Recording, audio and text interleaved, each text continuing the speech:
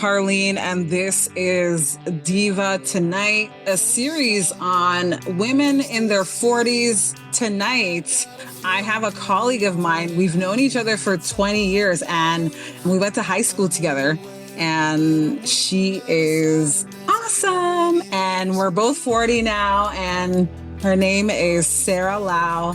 Sarah, how are you? Hi, Carlene. I'm doing pretty awesome. Right? Thanks for having me.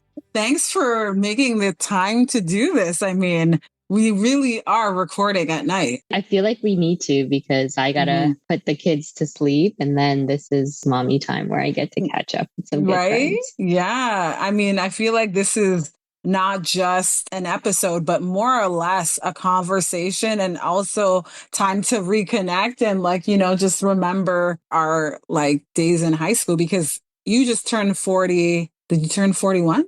Yeah? No? 41's coming up late summer this year. Yeah. So we are, I just turned 41 this month. So it's just like I've had a full year in my 40s, and I'm like, but for you, let's start from the beginning. So what did you do for your 40th birthday?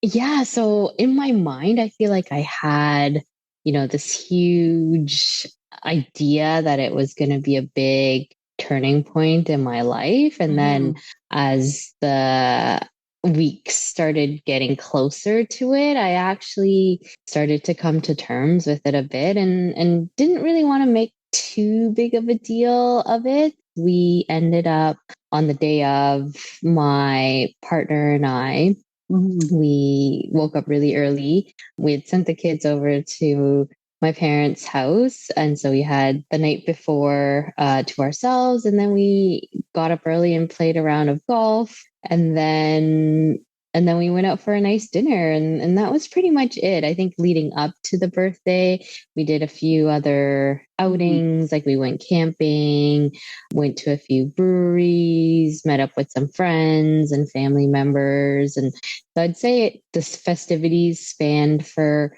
the good portion of about a week, but on the day of, it was just, myself and Jeremy, and we just, did our own thing.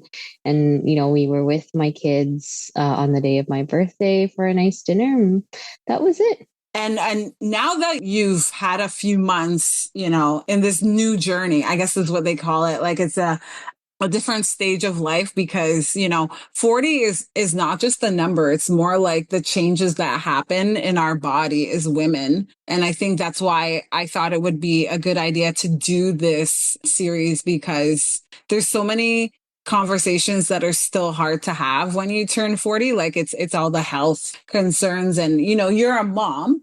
And so as a mom, now at this stage in your life, and you have a very young one, like how old is the baby now?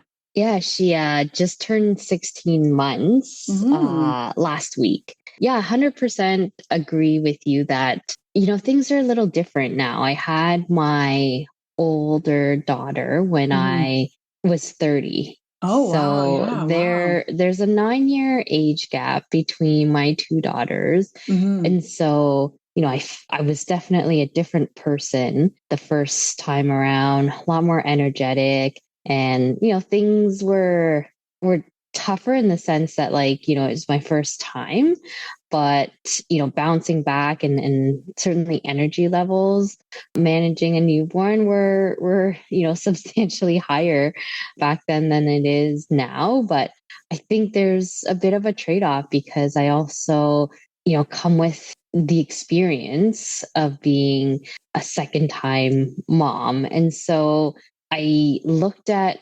motherhood very differently, and I ended up taking a year off from work, and I really was purposeful about that year off. So, the first few months of dealing with a newborn are tough, but after that, I wanted to do a lot of things within that year that were both, for myself, as well as physically improving, myself, as well as, making sure that my mental health was in check.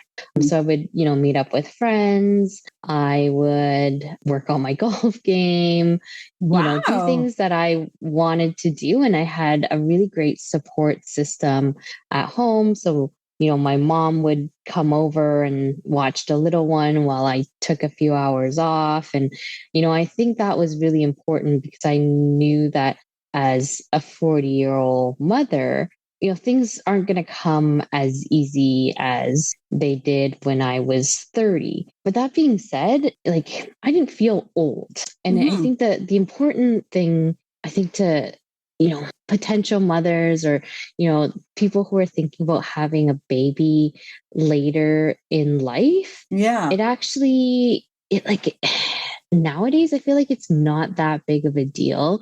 And I certainly didn't feel that there was a ton of stigma behind being a 40-year-old mom to a Hmm. newborn, Okay. which I think is a culture shift. And the first time that I really came to terms with that was when I found out that I was pregnant the second time around. And I went to go see my family doctor, and I let her know that, hey, did the home pregnancy test, and, came Hmm. out positive. And I asked her, and I said, is there anything different or special that I should worry about? Because I was 39 at the Oh, time. yeah. Yeah. And she's like, nah, all good. Like, most of my patients are around your age and, having their first kid. So she never once used the term high risk pregnancy with me. And so that gave me a huge sense of comfort and kind of validation that, hey, it's okay that I'm a little bit older and having a baby at this stage in my life, because, as my family doctor, she seemed to see it a lot with her patients as well. I'm glad you touched on that because I think that's the one thing that seems to be a touching point, like a point of reference when you're in your 30s, because you said you had your first child and you're at 30, right? And Hmm. that's a really good age to have a child, because you're still young, you still have energy, like you said, but I think there's a lot of misconceptions with 40. And I think it really has to do with your family history, how you take care of yourself, like mentally and physically, because you just mentioned that a lot of her patients, other than like besides you, are having kids later on in life too, and that you can do it. It's just that I guess the one issue is like you're not gonna have the same energy like you did 10 years ago, maybe a little bit different in terms of raising a child, right? But I think that's great that you had a good pregnancy and there wasn't a lot of like issues along the way, right?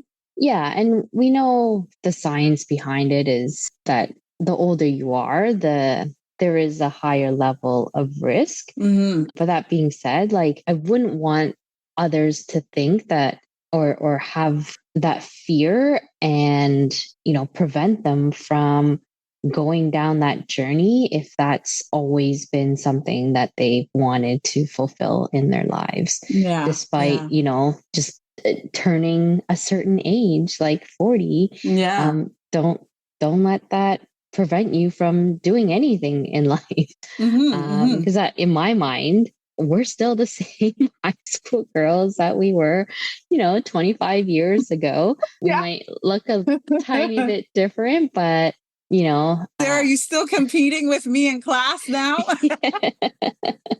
When absolutely, we were, Carlene. I I know think it was what, it like was English fun. and I know. geography, and Yes, you remember. um, Oh my gosh. I still talk about it now sometimes when I reference, I'm like, me and this girl Sarah, like we would compete. Like even though I know I'm not gonna beat her in certain subjects, she'd be like, I remember you'd be like, Carlene, what'd you get? I'm like, I know you beat me, but I got 85. What'd you get? And then you're like, I don't know if it was like a 90 some, like it was high 90s, right? And I'm like, Sarah, why are we even the only thing I think I beat you in, and we didn't even take that class together, is gym. I one year I had 100% in gym class, and I was Oh, like, you're probably "What?" right. And you're taller than me. So for sure you would have beat me in gym because you can spike the ball much better than I can in volleyball. Yeah, that's so funny because, in high school, I wasn't that good at volleyball, but I got better with time. Like, I'm not like a pro or anything, but I started playing beach volleyball 5 years ago, and it was so much harder then than it is now. But I love that we can reminisce about our time in high school, because we had a good group, and what's really nice is when we message Miss Villa and like she'll respond to like the group chat about something. I don't know if you've seen what I've posted. I posted a photo on my page and she responded to it. I posted a photo of us from, I think it was the athletic banquet, and it's a very fuzzy photo, but I managed to take one. And then someone was like, "Where did you get this?" I'm like, "It's in my vault. I have a lot of pictures. I loved taking pictures when I was in high school." My sister was like, "You always had a Kodak camera." Like, so I Oh, don't know if that's you saw it. amazing. Yeah, Sarah, you got to go on my Facebook and see. I posted like it's me, you, what's her name? Mylan, Yim. There's a whole bunch of us in the photo. Oh my So, God. I'm going to yeah. go check it as soon as we're done here. For sure. It'll bring you back. You know what I mean? It's one of those things where we definitely worked hard, and like, the saying goes, we played hard too, But it's funny you say that, like, Mhm. back then, like something like volleyball was tough. And now with experience and practice, it's gotten easier for you, right? And even Yeah. in our older age, Right. certain things get easier and certain things get harder. I think that's just the way of life. I don't know how I'll be on the court right now because beach volleyball is different in terms of court, like, what do I say about that? There's just a different technique involved. But yeah, I think in terms of skill set, you know what I mean? Like you said, certain things with age, just like it's with anything. Like you just have to practice more at it. Just like, you're a mom and you have two kids now, and I'm sure you've had two different experiences raising your first child and your second child, right? Yeah. And I don't think I can say that like one was better than the other. Like they were just very different. But Yeah. I would say that, with the added experience that I have the second go around, the hmm second time, I think I was better prepared, and Okay. that made me just a happier person overall when I hmm was going through postpartum. Um, Oh, okay. yeah. And, my second daughter is actually very low maintenance, and she, hmm things came a little bit easier, the feeding, the sleeping.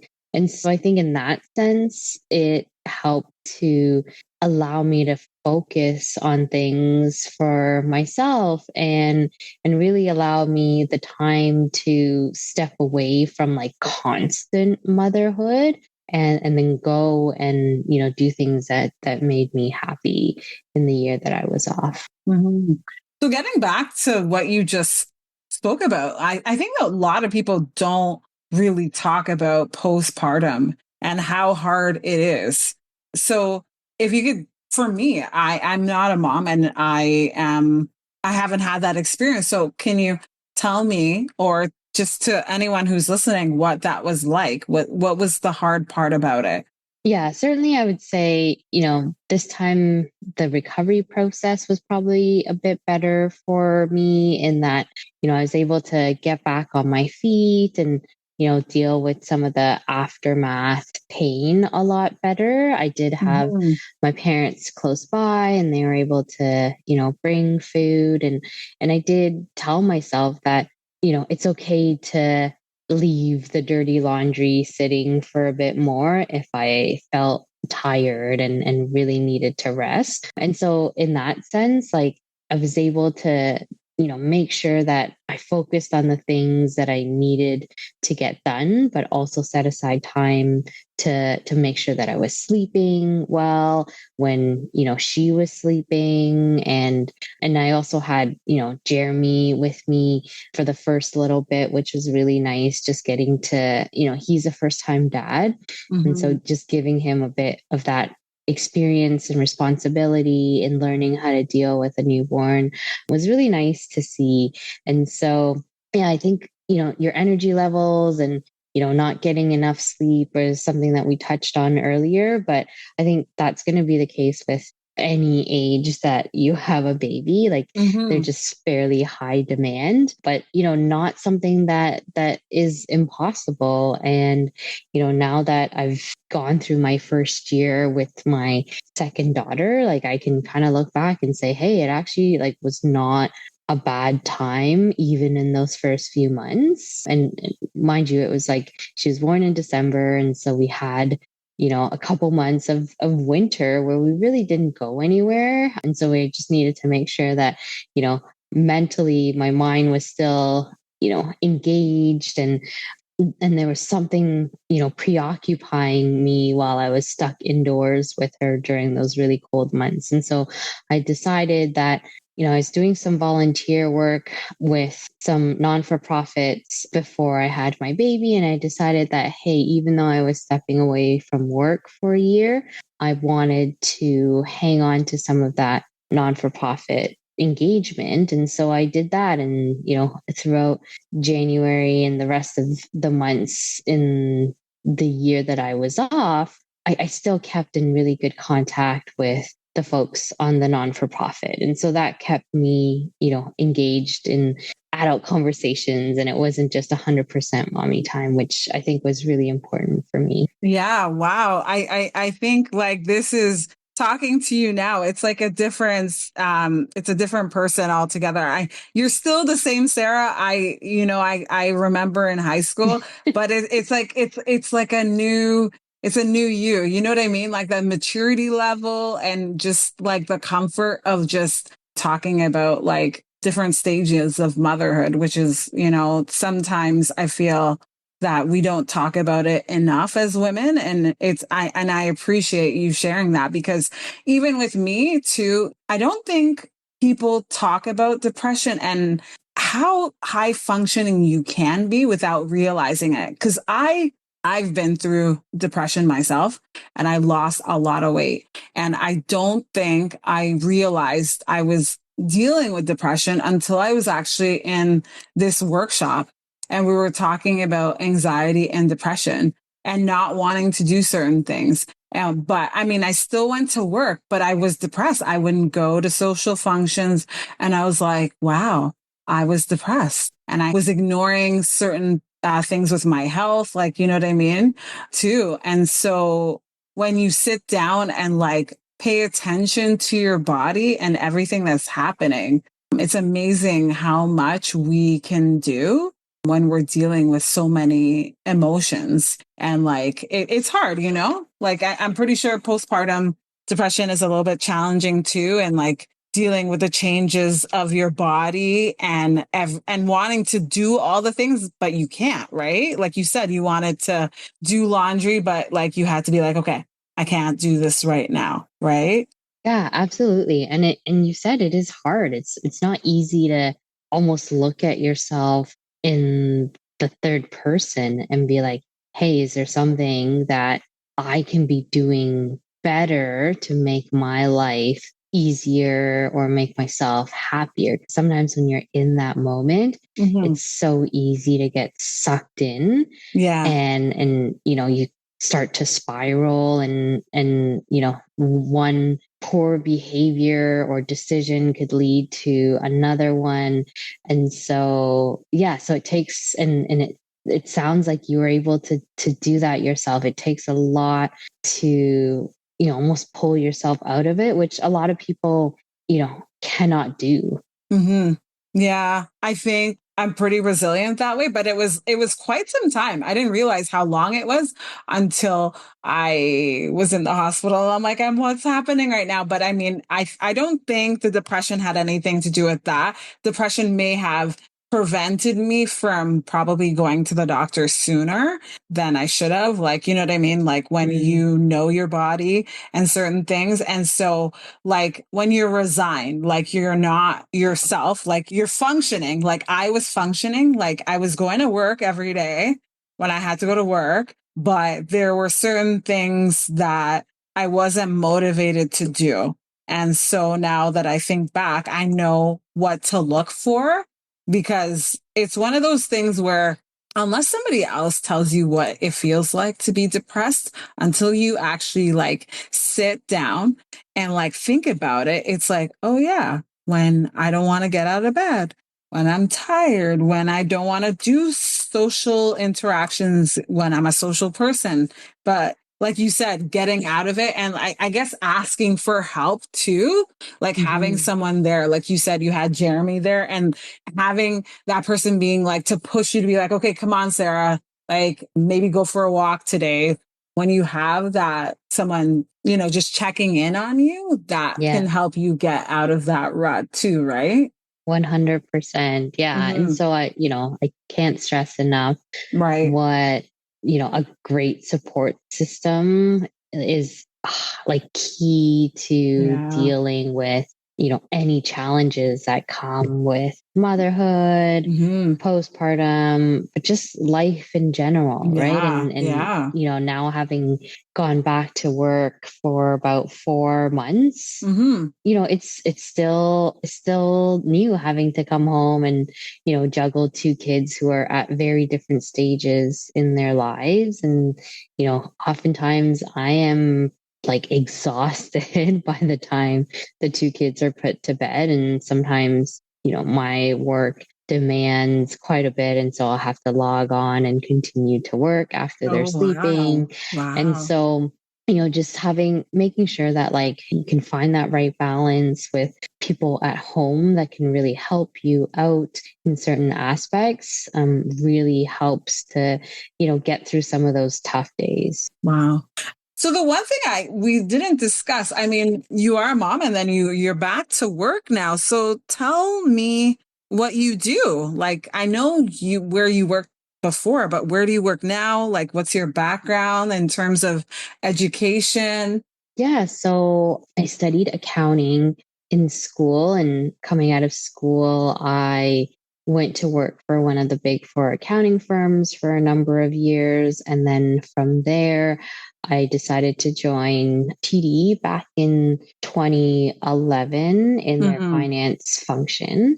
Yeah. And I've actually been there ever since. I've Mm-hmm. moved around different finance roles in my 13 and a half years there, but I've had a really great experience so far. Mm-hmm. And when I came back from mat leave the second time around, so very recent in January, I started a new role in a different part of the finance group.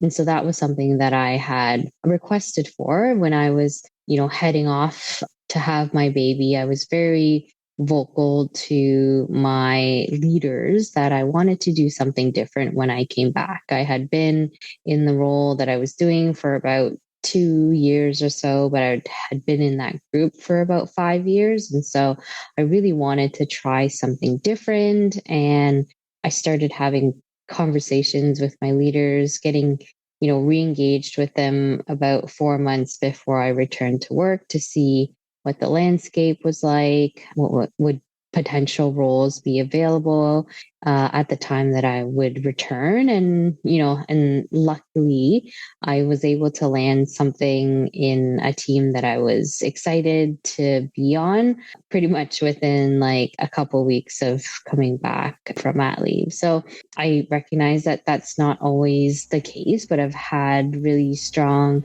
mentors and sponsors at the bank that have really looked out for my career and, been able to give me the opportunities that I was vocal about. Diva Tonight.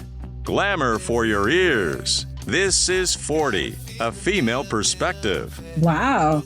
No, that's amazing because I think when you come back from mat leave, it's not you're in a new role. Like, I mean, that's amazing. So obviously you did all the work before you left to take care of your newborn, you know? So where did you go to university? I remember high school, like we both went to Bloor. And then where did you go after Bloor Collegiate? Yeah, so I spent about 4.5 years at the University of Waterloo. And for myself, I think, in our friend group in university, I was probably one of very few individuals that decided to move away from Toronto and do my university in a different city. For me, Yeah. that was very important at the time because I don't know if you remember, Carlene, but I had pretty strict parents Yeah. who, Yeah, you did. although we had our fair share of house parties at my house. I know you're the only one. I was like, Sarah's house. We're going to Sarah's. Yeah. And I remember we have pictures of that. Yeah. But they really wanted to keep us close. And I have an older brother who well. He decided to do school in the city, but I wanted to make sure that I was getting the full university experience. And so, when we were applying for schools and, making decisions on where we wanted to go, one, I knew that I was going to go into the area of accounting or finance, and University of Waterloo had an excellent program for that. And, it really wasn't that far away from home, but it was far enough that I knew that my parents wouldn't show up unannounced. And, allowed me to build some independence, make new friends, but also, I look back now that we are 40, I look back at how many friends I was able to hang on to since, leaving high school, right? Still have a very, close, tight knit group of girls that I still speak to, as well as my university friends. And so, I don't have any regrets about leaving Toronto to do my schooling because it allowed me to just expand my network and meet new people, yet at the same time, still hold on and cherish the great friendships that I made when I was in high school. That's amazing. When I hear you say that, I had strict parents too, and I did want to go away for school, but I didn't apply to a university that was far away enough. And if I had to do it all over again, I probably would, because like you said, when you have really strict parents, you kind of want to get away from that because like your brother's the oldest and you're the baby. So I think when you're the younger child too, your parents kind of coddle you in a way. And it's like, ugh, let me go. You know what I mean? It's just like, and I'm the oldest. And so when you're the oldest, there's that pressure to do well. Like how we joke about our grades in school. I remember like my mom, she was just never happy with my grades. Sarah, I get the 85. And then she's like, well, why can't you get a 90? Something like your friend there, Sarah, like, you know what I mean? And that kind of stuff would frustrate me. And so for me, it just felt like I could never get the grade high enough.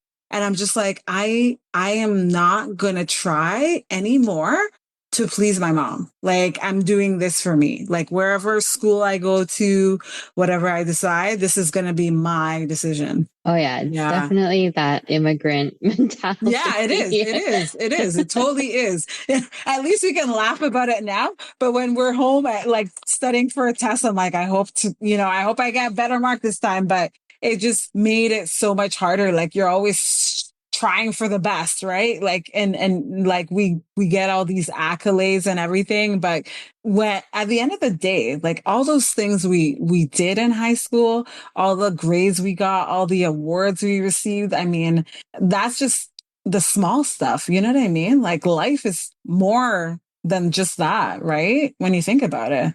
So, yeah. And like now that time has passed, like, at the age of 40, it really makes us think about all our life decisions, the things that, we've gone through and whether or not we have regrets. And, you mentioned that, hey, you wish that you probably could have done things differently in your post-secondary education and, went away for school.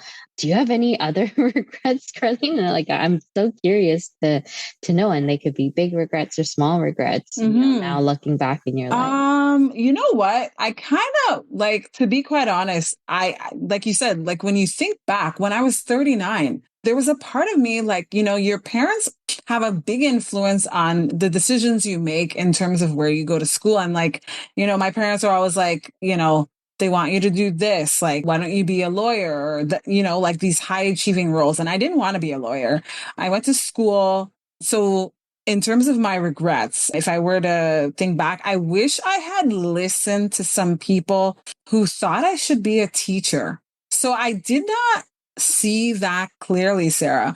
I wanted to be in radio. Like when I originally was in high school and I was thinking about my career and where I was going to go, I was thinking of journalism, and I didn't get into the journalism program at Ryerson, very competitive, but I studied English. And then after I took a break from my BA at York, then I went back to school for radio.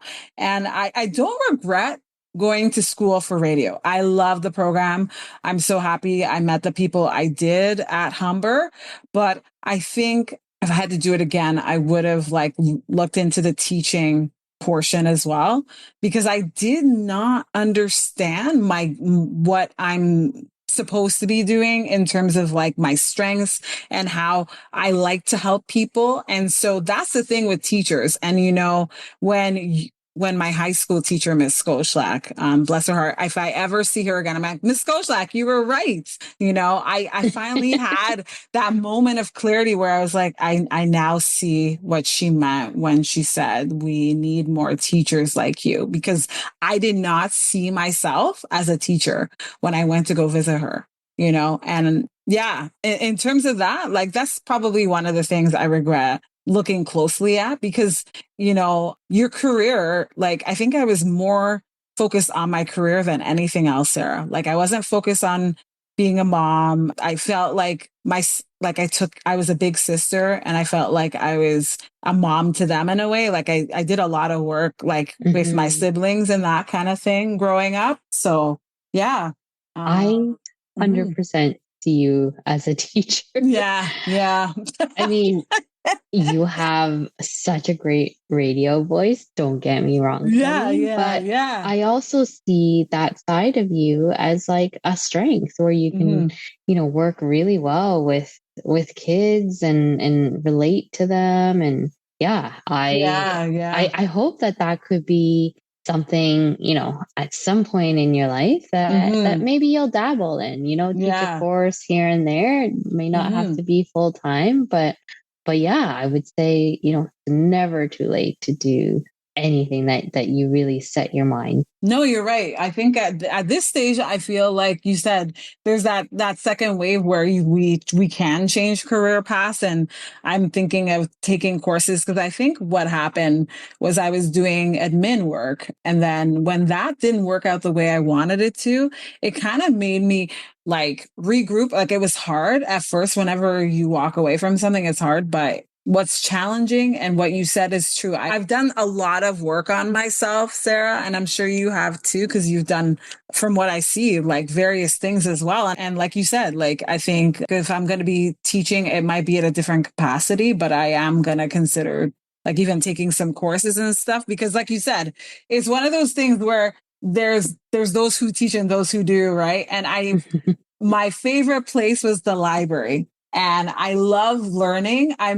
Someone said to me, you're going to be like learning forever. And I'm like, I guess so, so even this conversation we're having now, this is 40, like the conversation is great. And I think the one thing I'm learning about 40 is that there's so many misconceptions about being 40 and turning 40. And I think what I want to ask you is, what do you think is the biggest misconception about women in their 40s? Yeah, I feel like, a lot of women, naturally, like we're on a clock. And so when we, when we hit 40, it sounds like, hey, you've almost peaked, and that, certain aspects of your life may, the opportunity window might be smaller, but it really, I think the misconception is that, like, oh, life is like on the downhill. But in reality, I actually see it as like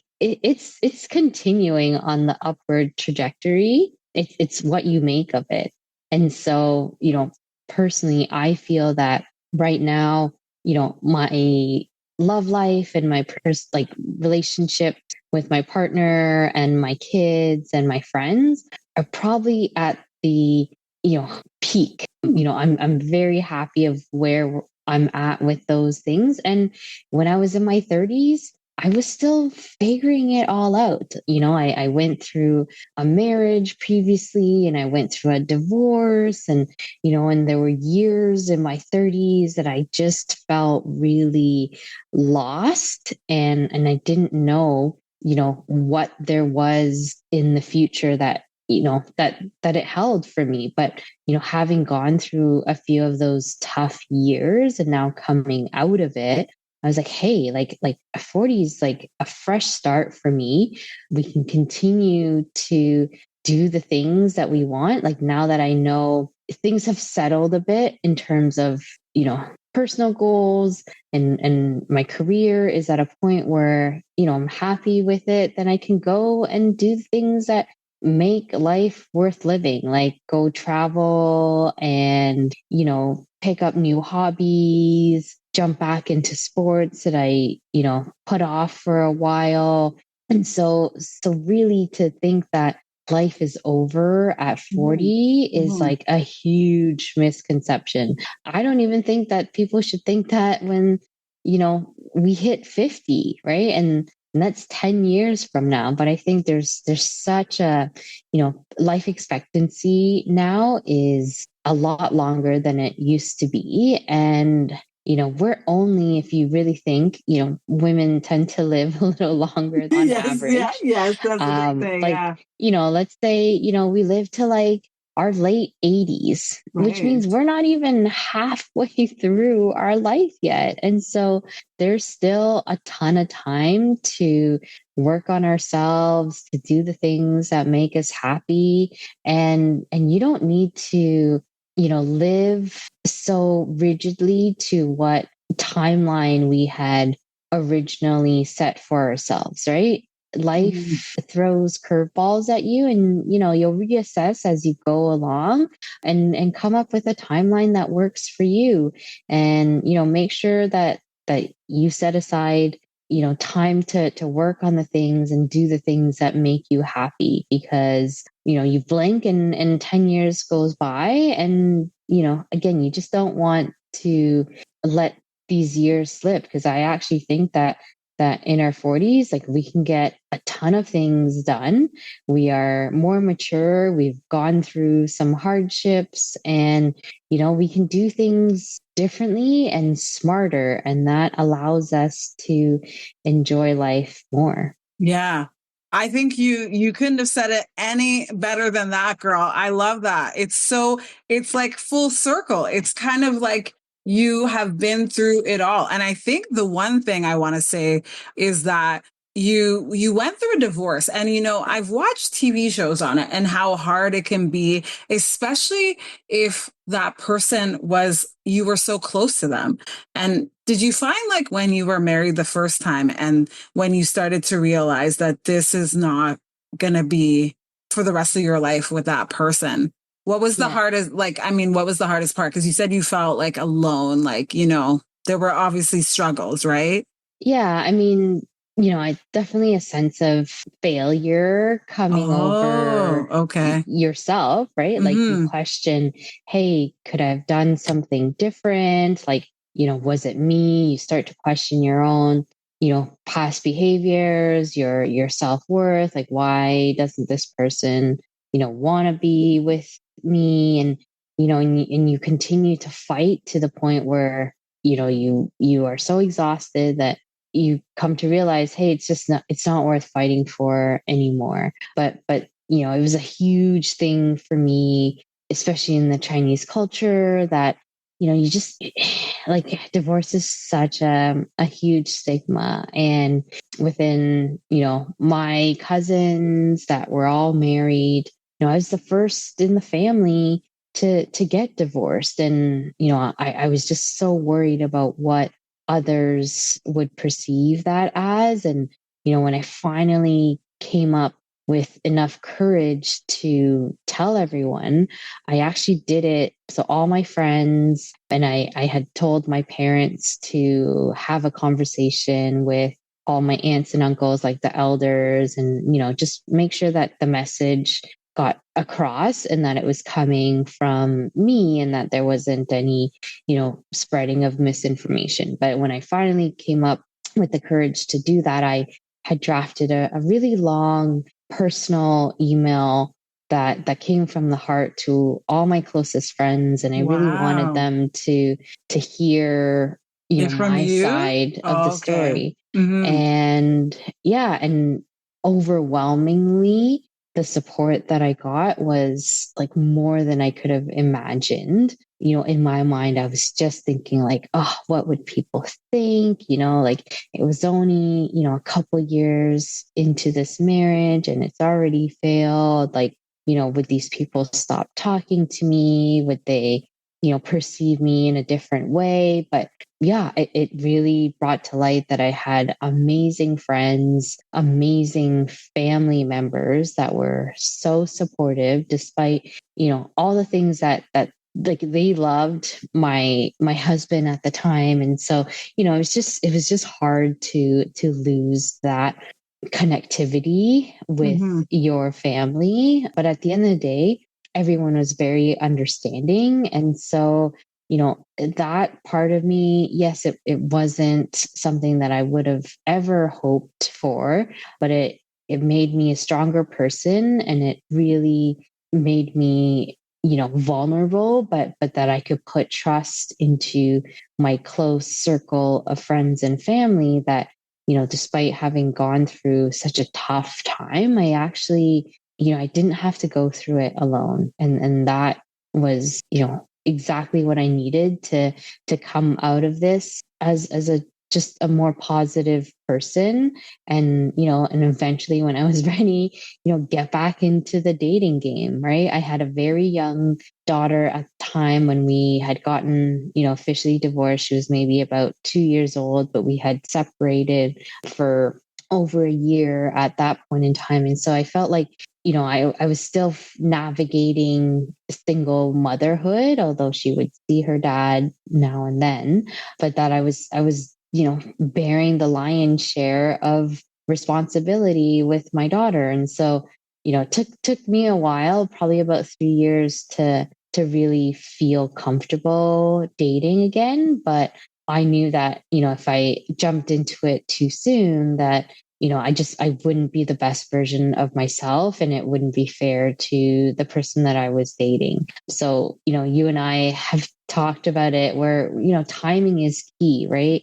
And it did take a bit of time on online dating platforms and apps to find Jeremy. And, Mm-hmm. and, we've been together now for 4 years, 4.5 years. And, I couldn't be more happy with the way that life turned out.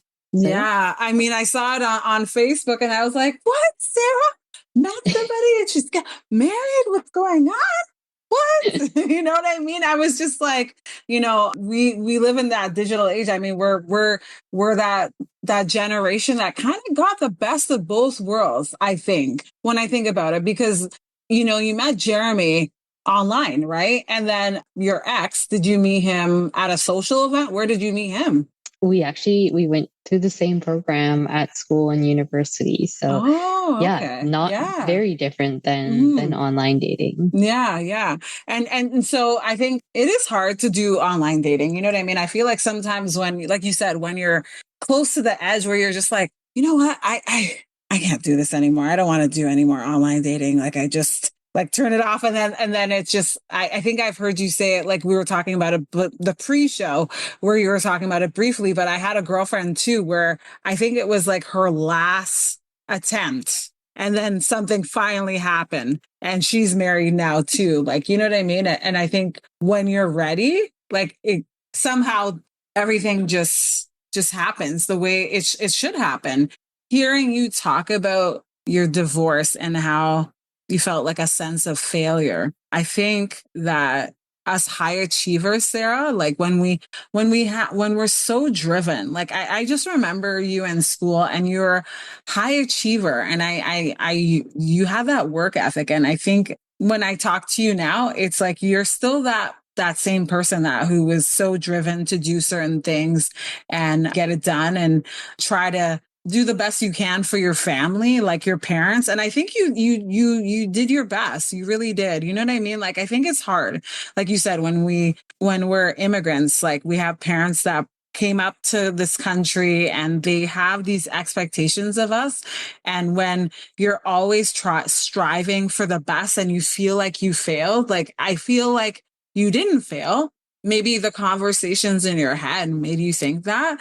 But I think even me, like sometimes I have that conversation with myself too, where I feel like I failed because society was like, oh, you're supposed to get married at this age and you're supposed to have kids at this age. But I think I was more focused on other things, and I've never been like conforming to what society wants me to be or to do. But I do get like, having that person in your life that's your other half. You know what I mean? That person that you go home to, that because we're human beings, we're not meant to be alone. But I think when I hear you talk about that sense of failure, sometimes I say to myself, I'm like, did I do everything right? Was I supposed to do, like when a relationship doesn't last, like when I was dating Tim, like he was the boyfriend that I lived with the longest and dated the longest. And when I think back to that too, sometimes I'm like, did I miss an opportunity by staying in that relationship too long, Yeah, and I think as women, we're always second guessing ourselves. I think we'll always do that. We shouldn't. Yeah. But the older we get, the better we are at not doing that. But yeah, sometimes it takes a real big turning point in your life to realize that, hey, maybe this wasn't all my fault. And it's okay that it didn't work out with the timeline that I had in my head. Because I 100% agree with you that I envisioned the perfect timeline in my head of life milestones, right? I was like set to get married at 28 and I did. So I checked that box. Oh, and wow. then, we would travel the world for a few years and then we would have kids by the time I was 30. So I like checked that box. And then, people change and life happened.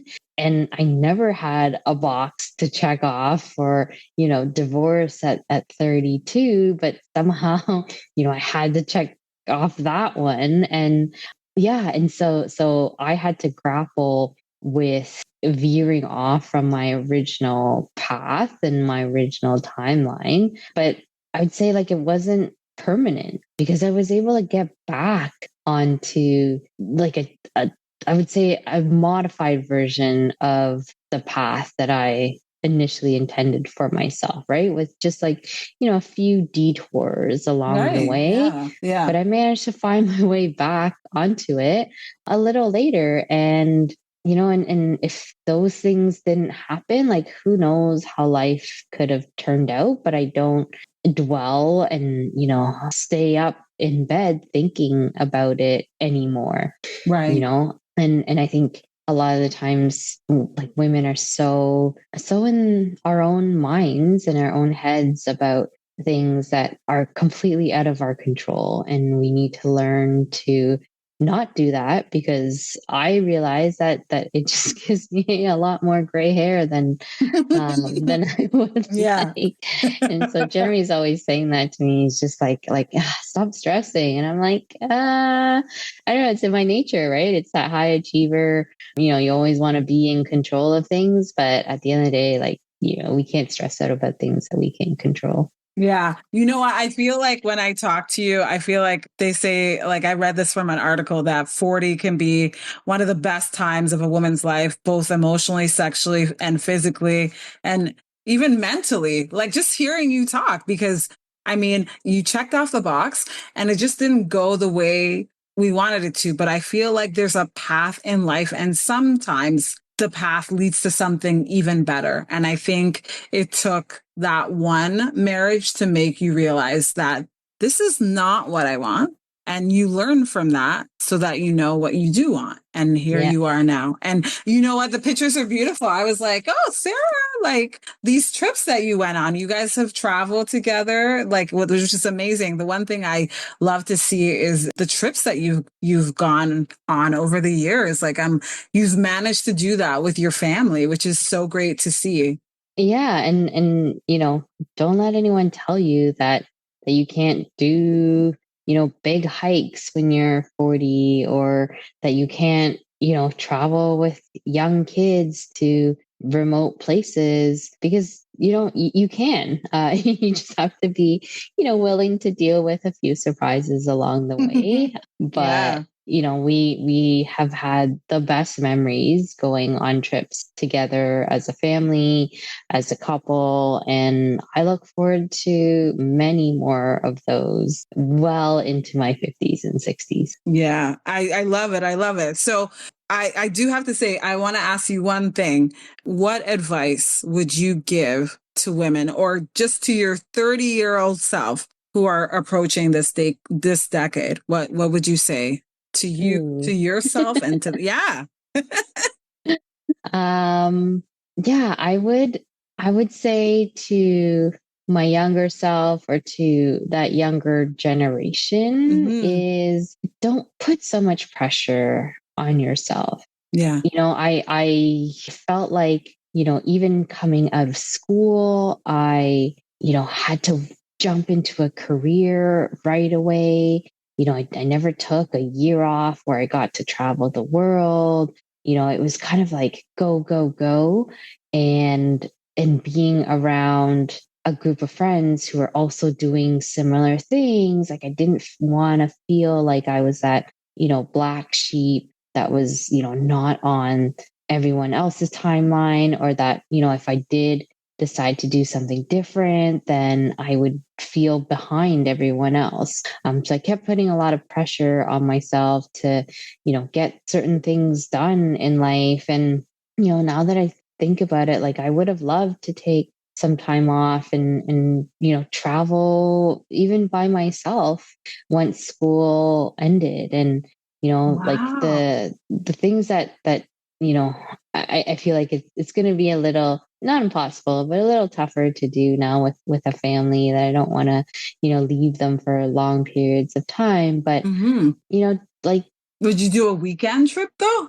Do you oh, think you could do it? Do you think you yeah, could, yeah, like, maybe when absolutely. you're when your younger daughter, I don't know her name, but Chloe. Chloe, her name is Chloe. I love that name. Chloe, such a beautiful name. Chloe. But yeah, no, Yeah. I've taken like trips with like girlfriends, Hmm.